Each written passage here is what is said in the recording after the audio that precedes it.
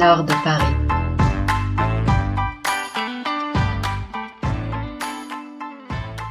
On parle des repas en famille. Alors déjà, on parle de la préparation du repas. On est content. On est content parce que ce midi, on est tous ensemble. Et nous, comme on est 6, avec 2 enfants en garde partagée, c'est assez rare. Dont une majeure, c'est de plus en plus rare. Alors déjà, faut bien choisir le menu. T'as une pression de dingue. Parce que si t'as envie que ce grand événement se renouvelle, faut assurer. Donc t'évites le poisson pour 3 enfants sur 4. T'évites les légumes verts pour 4 enfants sur 4. T'évites la viande pour 1 enfant sur 4. Par contre, tu peux faire du gras pour 4 enfants sur 4. Sauf qu'il y en a un qui aime pas les hamburgers. Et il y en a un autre qui en peut plus des frites. Et oui, il passe son temps dans les fast-food quand il n'est pas à la maison. Du coup, il sature. Et donc, au final, qu'est-ce que tu fais à manger? Déjà, quand t'as trouvé le plat, qui peut faire plaisir à tout le monde, t'es super contente. Et toi, t'as passé 3 heures à le préparer. Et là, quand t'appelles juste les grands pour mettre le couvert avec les petits, ouais, j'arrive.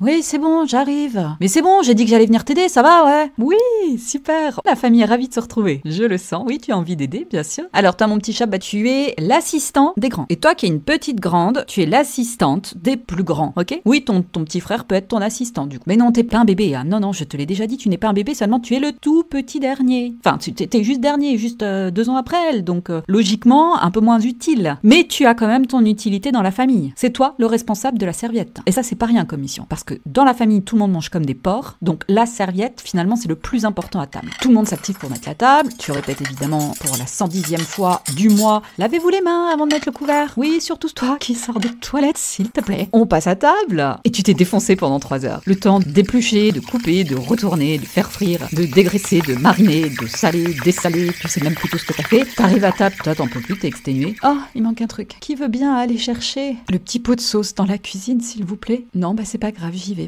Et là, t'attends.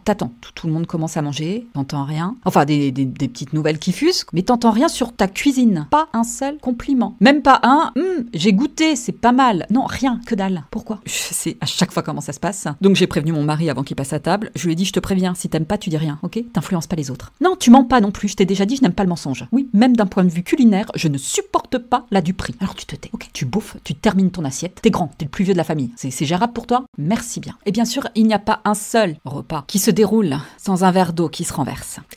Et dès le début du repas, c'est tellement plus drôle d'avoir à changer une nappe immédiatement ou au moins sauver la table de notre mariage. Épongeons, mes amis, épongeons. Et tu dis, c'est bon, la bêtise est faite, on va pouvoir manger. Et non, de la bouffe partout, sur les fringues, sur le corps, sur les meubles, sur le sol, le parquet, bon sang, le parquet.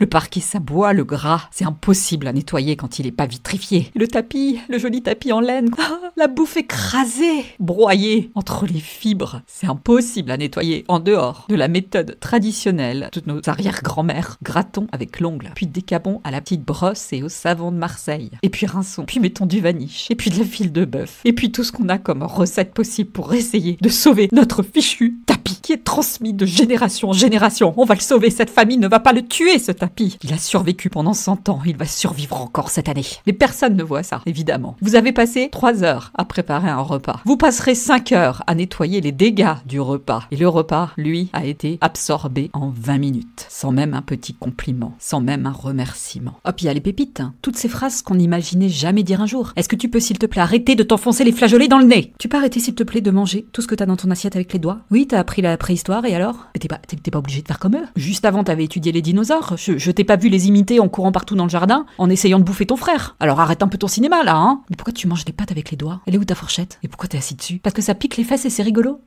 Parfois, je sais pas si j'ai pris le temps de te finir, toi. Chaton, s'il te plaît, tu peux arrêter d'écraser tes lardons sous ton verre. C'est dégoûtant. Est-ce qu'il flotte dedans? Je sais pas, qu'est-ce que t'as mis dedans? Non mais tu sais quoi? Je veux même pas savoir. J'ai envie de manger tranquillement et proprement. J'ai envie de savourer, d'avoir l'impression de manger avec des enfants éduqués. Hein, que j'ai pas tout raté. On se dit, bon, je vais regarder le grand. Lui, au moins, il s'est mangé proprement, il a 16 ans. Mais le pauvre, il a un appareil dentaire. Donc il y a toute la bouffe qui reste coincée entre les bagues. Et du coup, à chaque fois qu'il fait une blague, et on rigole avec lui parce qu'il est super drôle. Et là, tu vois toute la bouffe collée d'entre les bagues, c'est dégueulasse. Ça aussi, ça te coupe l'appétit. Plus c'est pas de sa faute, tu peux même pas l'engueuler, le pauvre. Tu te dis, je vais regarder la grande. La grande, c'est une fille. Et elle est encore plus grande. Donc elle doit être encore plus propre. Et là, tu te rends compte qu'à 18 ans, presque 19, elle mange toujours, assise sur ses genoux et les coudes sur la table, avec les cheveux lâchés. Oui, jamais attaché les cheveux, même quand ils sont en bas du dos, qui baignent régulièrement dans l'assiette. Et quand c'est un plat en sauce, je peux vous dire que le spectacle est navrant. Et là, on se dit merde. 4 sur 4, j'ai échoué. Et puis il y a ce bruit indéfinissable qui s'appelle nos discussions. On ne comprend rien. À ça, quand on s'installe tous ensemble autour d'une table, on ne manque jamais de sujet de discussion. Le problème, c'est que tout le monde a le sien et qu'il a envie de l'exposer aux autres en même temps. Et on doit choisir celui qu'on écoute, quitte à vexer son voisin de gauche. Mais il faut bien choisir, parce que quand on est parent, généralement, on est au milieu et qu'on peut pas écouter 4 enfants en même temps. Et si en plus notre mari a décidé de nous parler d'un truc important, on est obligé de sortir l'agenda électronique pour prendre un rendez-vous en couple, pour s'entendre. Priorité aux gosses. Allez, à bon Marc, prêt? Parlez! Allez-y, tout à fait, la parole est à toi. Oui, ta note. Ah oui, elle était pas mal celle-là. Ouais, tu t'en es bien sorti. C'est pas possible, c'est ton meilleur ami. Non, oui, mais oui, tu as une poésie à apprendre. Est-ce que tu crois que bien sûr ta poésie t'envoie un ballon dans la tronche, je t'aime très fort. Bah non, j'oublie pas. Et bien sûr que t'as besoin de basket. Eh oui, on va se couper les poings tout à l'heure tous les jours avec papa. Vous ressortez de là, vous avez les oreilles rouges, vous n'avez rien compris, rien retenu, rien décidé véritablement. Mais c'est ça, un déjeuner en famille nombreuse. Et le pire, c'est que le soir, À une heure de Paris. Le podcast. Et le pire du pire, c'est que quand il y a toute la famille, et vous adorez ça,